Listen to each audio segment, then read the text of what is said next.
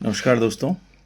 मैं डॉक्टर प्रशांत ममगाई एक बार फिर से जो है आपको अपनी एक स्वरचित कविता जो कि मैंने अपने एक्सपीरियंस के हिसाब से जो है लिखी हुई है, और इसका जो मेरा मेन जो सेंट्रल आइडिया है इस कविता का वो यह है कि अक्सर हमें मतलब जीवन में जैसे कई सारी चीज़ें जो हम होती हैं तो हम लोग उन चीज़ों को ये सोचकर जो है हम कई बार दुखी हो जाते हैं या बहुत खुश हो जाते हैं कि भाई ये चीज़ जो है मेरे द्वारा की गई है और इसके लिए मतलब इसके लिए जो क्रेडिट जाता है वो मुझे ही जाता है।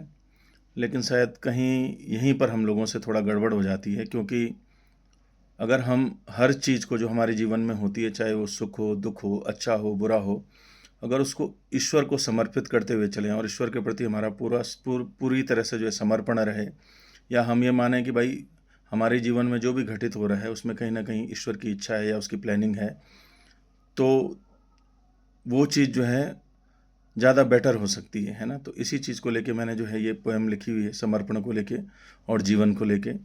तो इस तरह से है। स्वीकार है मुझे हर हाल मेरा, स्वीकार है मुझे हर बात तेरी।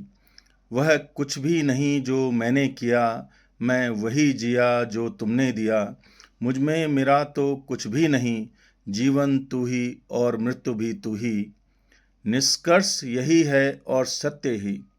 निष्कर्ष यही है और सत्य यही, पर समझना इतना आसान नहीं। निष्कर्ष यही है और सत्य यही, पर समझना इतना आसान नहीं।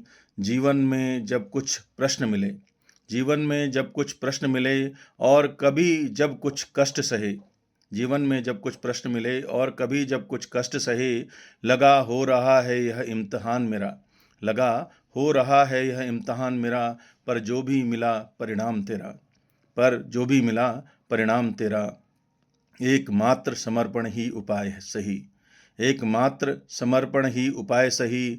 दुनिया में मैं जैसा कुछ है ही नहीं, एकमात्र समर्पण ही उपाय सही। दुनिया में मैं जैसा कुछ है ही नहीं।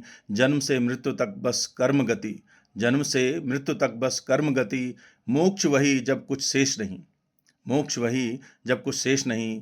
जीत का जब मन में लोभ नहीं, जीत का जब मन में लोभ नहीं। और हार से भी कुछ क्षोभ नहीं, और हार से भी कुछ क्षोभ नहीं। निष्काम होकर जब कर्म किया, सही मायने में तब जीवन जिया। निष्काम होकर जब कुछ कर्म किया, सही मायने में तब जीवन जिया। बहुत बहुत धन्यवाद।